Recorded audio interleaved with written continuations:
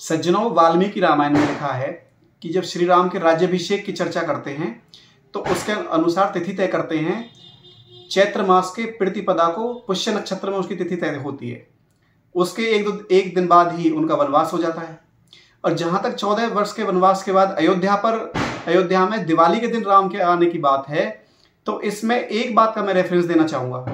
अगर आप कहते हो कि दशहरा पर रावण का वध हुआ, तो दशहरा और दीपावली के बीच में 20 दिन का फर्क है, तो इसका मतलब उनको 20 दिन लग गए श्रीलंका से अयोध्या आने में। जबकि रामायण में साफ लिखा है कि वो वहां से पुष्पक विमान से कुछ समय में ही, कुछ घंटों में ही भारद्वाज ऋषि के आश्रम में आए और वहां पे विश्राम किया।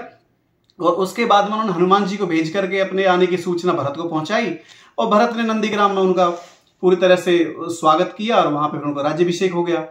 दूसरी बात यहां पर यह आती है कि एक लोकोक्ति कही जाती है कि चैत्र मास 14 जब आई मर्यो दशानन जग दुखदाई, यानी कि चैत्र मास के 14 को रावण का वध हुआ, ऐसा तुलसीदास जी की रामायण में लिखा है।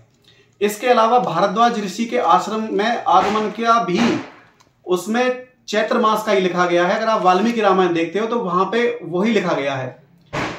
इसमें ये सारे रेफरेंस है। दूसरी बात यह है कि जब पुष्पक विमान से रावण सीता जी को कुछ ही घंटों में श्रीलंका लेके चला गया, तो इसी प्रकार से वहां पे हनुमान जी भी जब जड़ी बूटी लेने के लिए जाते हैं तो एक ही रात में लेकर के वापस आ जाते हैं हिमालय से, यानी कि कुछ घंटों में ही।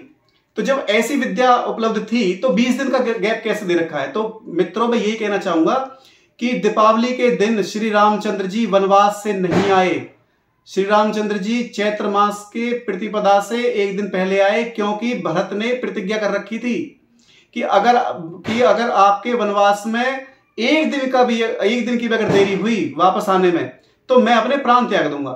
तो मित्रों, वो बिल्कुल पूरे 14 वर्ष पूर्ण करके चैत्र मास में आए, ना कि कार्तिक मास में। अब कार्तिक मास चल रहा है, तो कार्तिक मास का और श्री रामचंद्र जी के वनवास से वापस आने का कोई संबंध नहीं है। इसलिए हमारे वीडियो पर अगर कोई आक्षेप भी करना चाहे तो वही व्यक्ति आक्षेप करे जिसने तुलसीदास और वाल्मीकि रामायण पढ़ी हो, या इनमें से कोई एक रामायण पढ़ी हो। वो व्यक्ति आक्षेप ना करे, या वो व्यक्ति हमसे बात भी कर सकता है, लेकिन टीवी पे दिखाई जो चीजें जा रही हैं वो पूरी तरह से सही नहीं है। इति ओम सम।